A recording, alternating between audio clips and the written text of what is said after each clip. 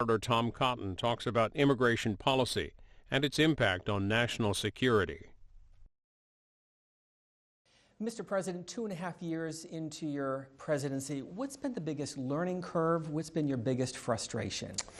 So I think probably in terms of a learning curve, it's a little patience. It doesn't go as quickly as it can do and as you do in private, but not that much different than I expected.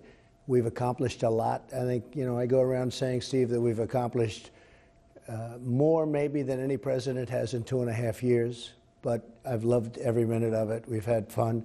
I think the biggest frustration is the way the media covers me, the way that media covers perhaps this agenda, and I'm disappointed by it. I'm very surprised by it.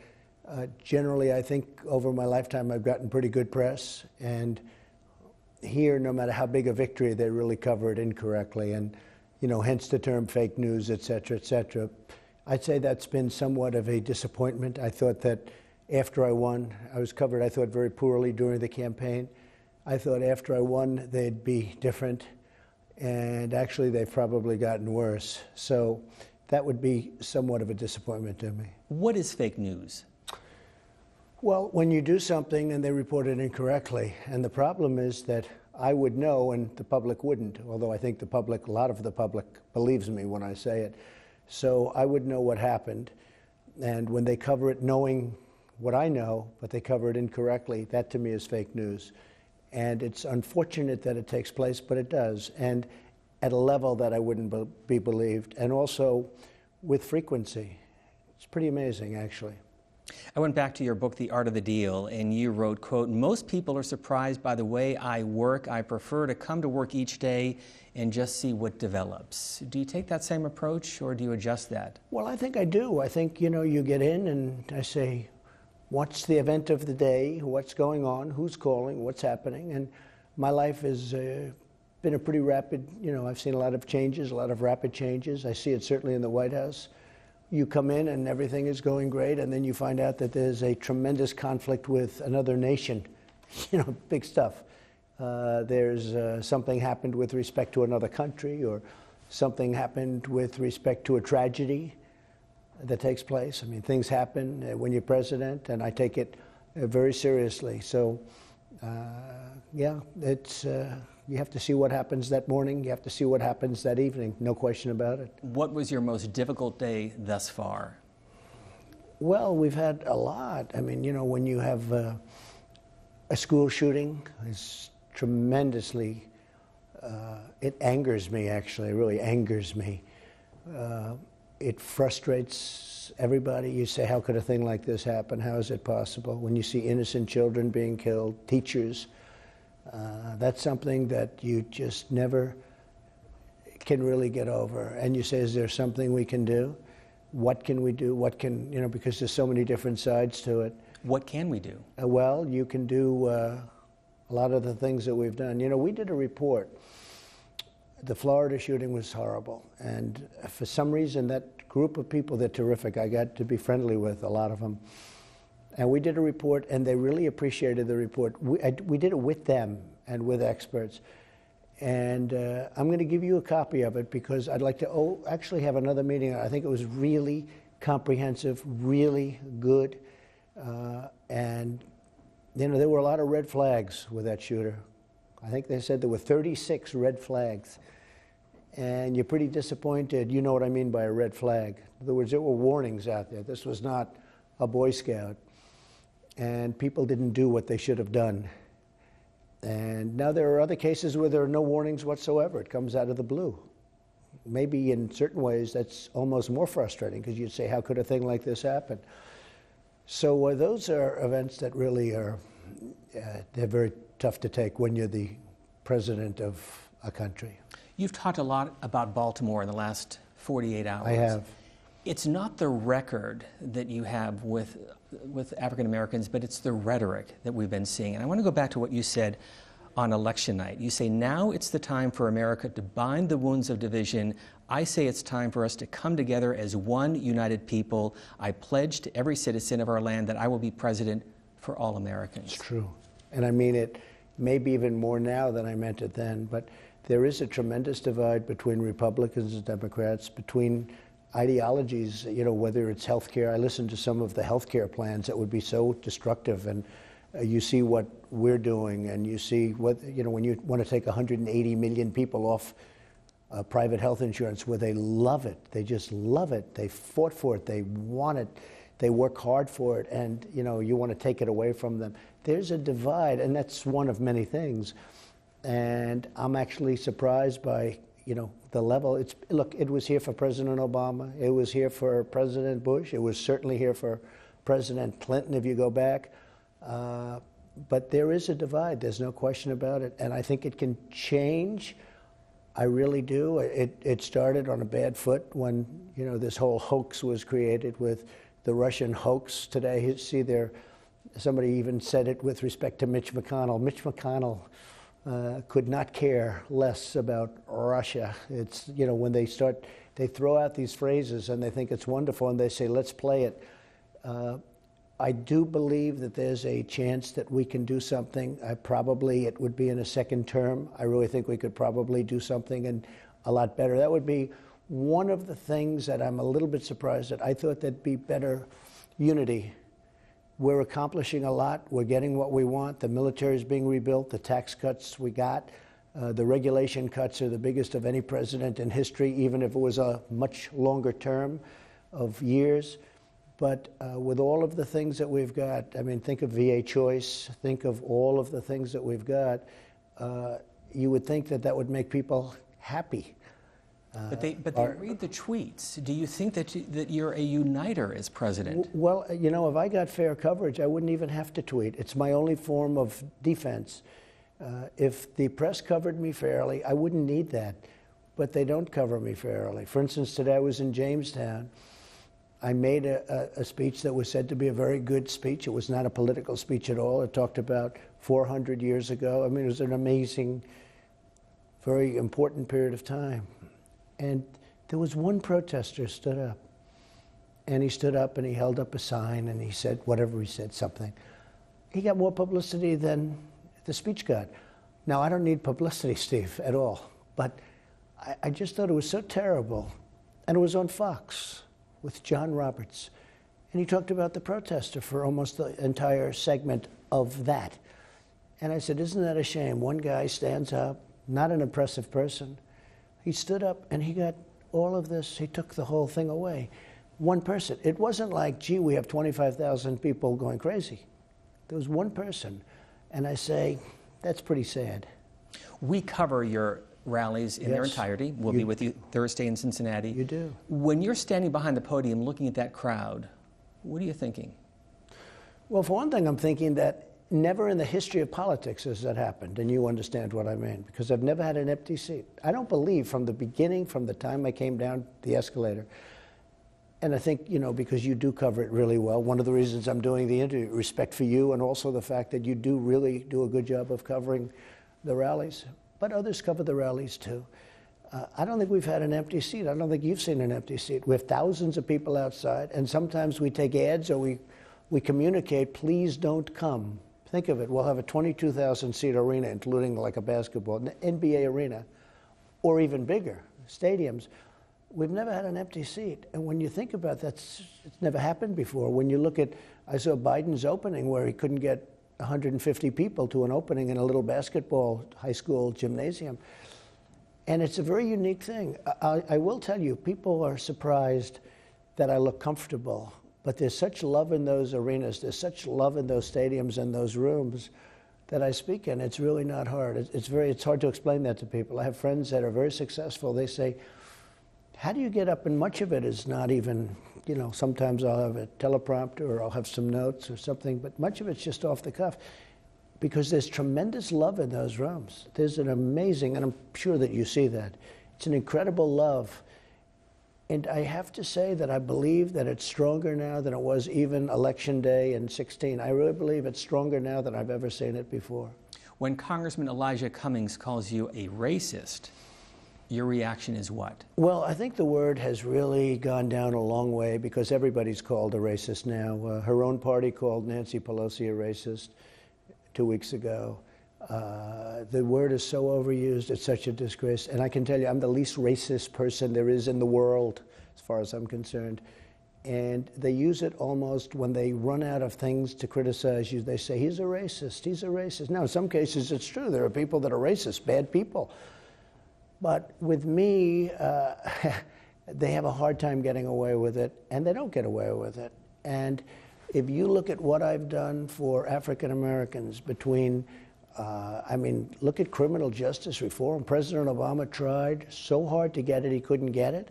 You look at opportunity zones, and then, of course, look at the opportunity zones are a tremendous success, by the way, not covered.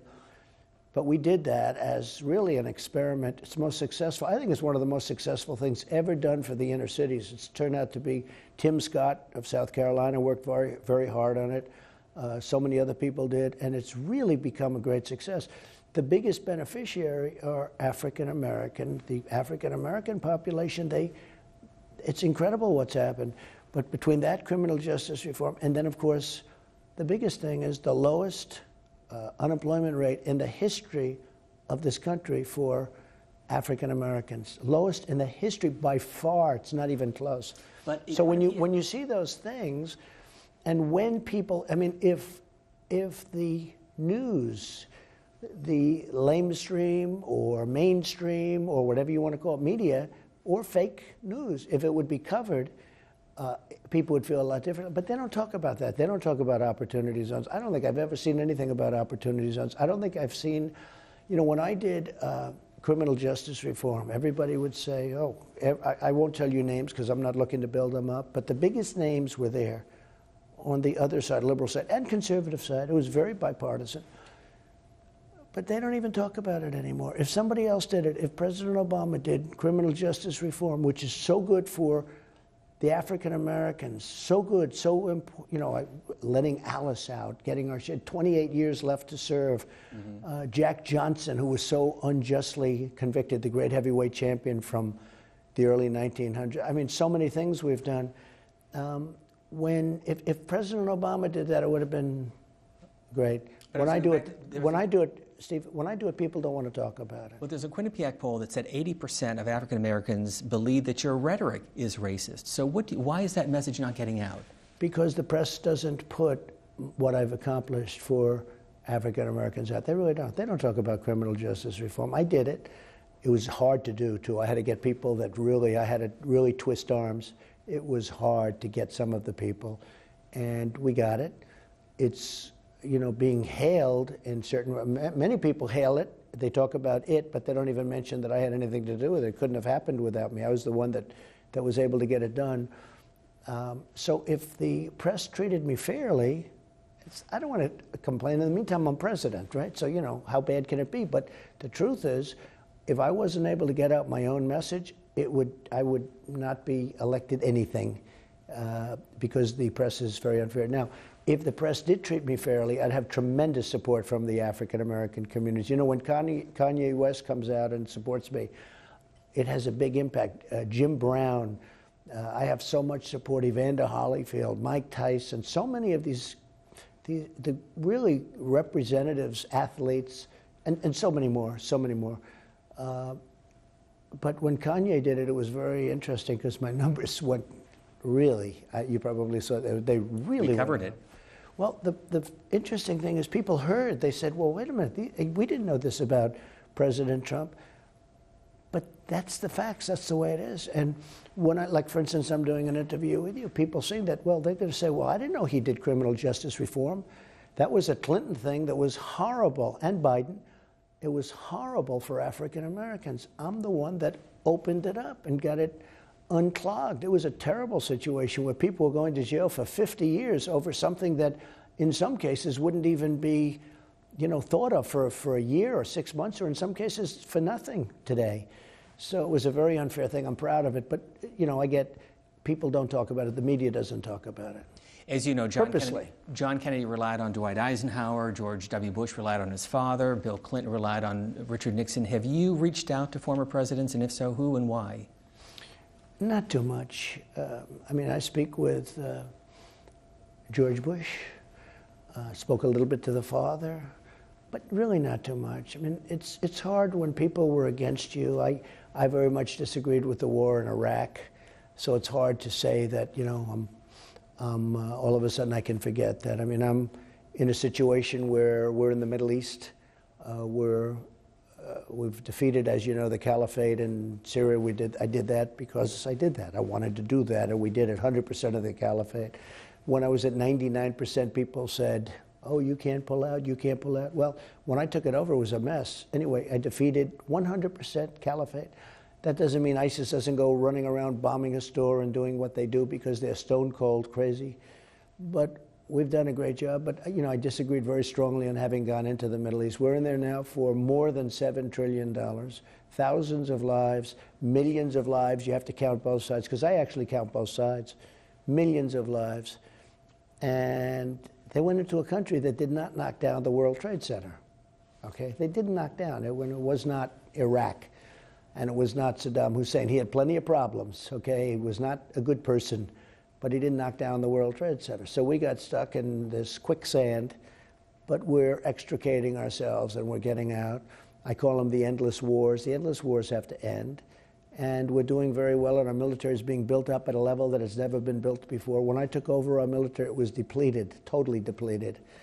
And now it's being, you know, big numbers, but those numbers are more important to me than almost any numbers, because if we don't have protection from bad actors, then we're going to be in big trouble. But all of that is coming at a price. So back in 2011, you tweeted, I cannot believe the Republicans are extending the debt ceiling. I encourage them to stop this. It's an embarrassment. And yet your spending is going to be far exceeding what Barack Obama does, and another $2 trillion in the debt. Sure, but the difference is he wasn't building up the military. The military was getting depleted. I have to build it up, and I have to build it up from both Bush and from Obama, because with Bush, you know, we were in these wars all over the place, and with Obama, the same thing. They just never ended. You look at Afghanistan, we're spending $50 billion a year, $50 billion. Now, we've pulled back a lot. I mean, I don't know if you know that, but we have, and we're continuing to. Well, we're going to see. We're working on negotiating a deal right now, as you probably have heard. And, you know, at some point we want to get out as quickly as we can. But Afghanistan is one thing, and with Syria we're just about out, as you know. We defeated the caliphate, and we're just about out. And, no, I want to get out of these crazy wars that we should have never been in. We shouldn't have been in these wars. These wars are wars we could have done great damage through intelligence and other things and not having gotten in. Now, at the same time, I want to have the strongest military on the planet Earth, and we do. We now do. When I got here, it was really in bad shape. It was, I can't even tell you how bad it was. And now we have new fighter jets, we have new missiles, we have, our nuclear has been totally renovated, fixed, and in some cases made brand new. We have tremendous submarines that we are building right now, tremendously powerful submarines, nuclear submarines, and a lot of good things are happening. I think we're going to end up making a deal with Russia where we have some kind of an arms control, because all we're doing is adding on to what we don't need, and they are too. China's trying to catch us both. Right now it would be us, then Russia, and then China, but China's actually way behind, but they're trying to catch us. And, you know, one of the things I've done is China had the worst year they've had in 27 years. I was in the Wall Street Journal yesterday, Steve. And they are not, you know, they're not doing too well right now. We're tariffing them. We're taking in many, many billions of dollars. I'm taking care of our farmers out of those tariffs because China hit them as a way of retaliating against President Trump. And I said, I'll tell you, our farmers are great patriots. They're incredible. And our farmers are going to be ultimately the biggest beneficiary. So a lot of good things are happening with respect to that. You know, we're talking to China right now, but really it's going to be up to me. We cannot let China do what they've done to us over the last 25 years. They've taken hundreds of billions of dollars out of our country every single year. Hundreds of billions with a B, not millions, billions. But you think you can reach a deal? I think I can reach a deal if I want to. I think they're right now hurting. The tariffs are killing them. Companies are moving out of China. They're going all over, including they're coming here, by the way, because they don't want to pay the tariffs. And yeah, I think I can reach a deal, absolutely. Let me follow up on two real quick points. First of all, you've issued 43,000 tweets. Did you ever regret sending one out? Not much, you know, honestly, not much. I sent the one about the wiretapping, in quotes, and that turned out to be true. Remember the big deal that was? I heard, like about a minute after I sent it, I was called by my people, "Sir, did you say?" I said, "Yeah, I did." "What's the big deal?" And the reason it was such a big deal is it turned out to be true. I guess you could say a lot of the times the bigger problem, the retweets. You know, you'll retweet something that sounds good, but it turned out to be from a player that's not the best player in the world. That sort of causes a problem. But overall, I would say no, not at all. I think it's a modern day form of communication, and it's not really tweet. That's a typewriter. What it really is as soon as I do it, you put it on, everybody puts it on. It's breaking news. We have, every time I put out a tweet, even if it's good morning, everybody, they say, "We have breaking news. The president has just said good morning." It's an incredible way of communicating, and you get it out fast. Otherwise, I mean, I don't know, how would I combat news that's dishonest? How would I combat a reporter or a network that's totally dishonest? CNN is you know, it's 100% negative. NBC is negative. I made a lot of money for NBC with The Apprentice. It was a tremendous success at a time when they didn't have any successes.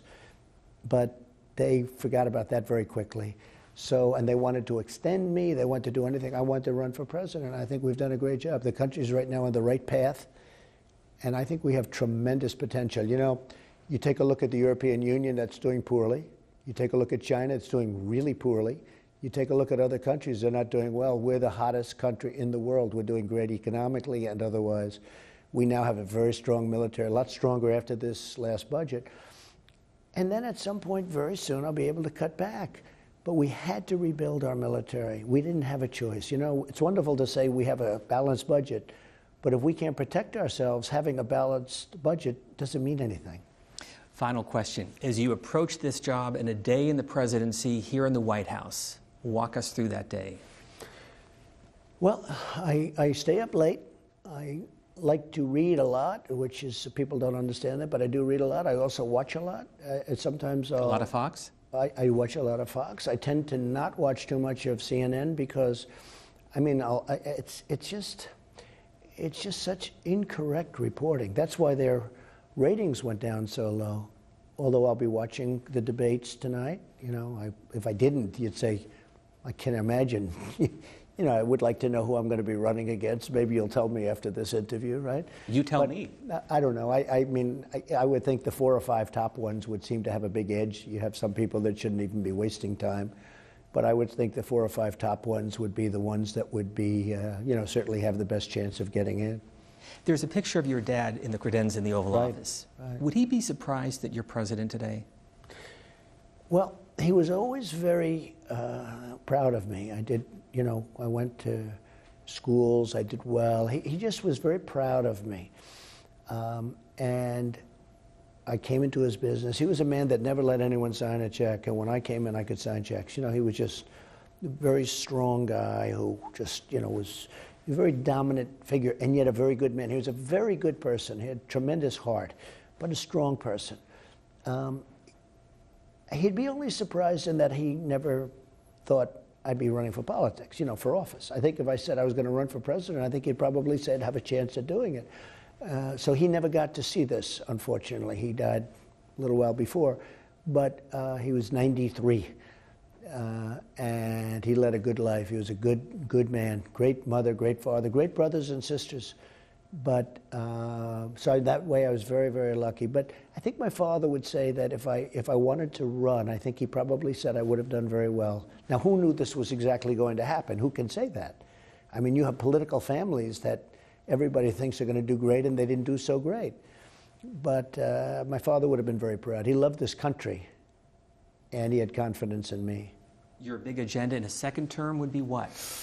Well, I think getting costs, now that the military is very close to being totally rebuilt, I think costs are going to be a big factor. We want to strengthen up Social Security so that nobody gets hurt later on. I'm going to strengthen a lot of the things up that really, I think we're going to do very strong health care, very, very strong health care. It's very, very important to me because you don't have, Obamacare is not good. We've managed Obamacare really well. And I had a decision to make. Do I manage it well or do I manage it purposely poorly? Politically, I should have managed it poorly, but we've managed it really well, much better than they managed it.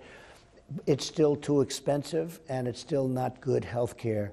So we're going to make something really good, and I will leave that for the beginning of my second term. If we can win the House, the Senate, and the presidency, we will have health care that's going to be phenomenal, and many other things. We have a lot of things to do, and but just to be on the record, some budget cuts are in the works potentially in a second term. Oh, absolutely, sure. Well, just in terms of the military, once we, a lot of this money, Steve, is going to rebuilding, is ordering new planes. After you have a certain number of planes, they last for a long time. We had planes that were 45, 50 years old.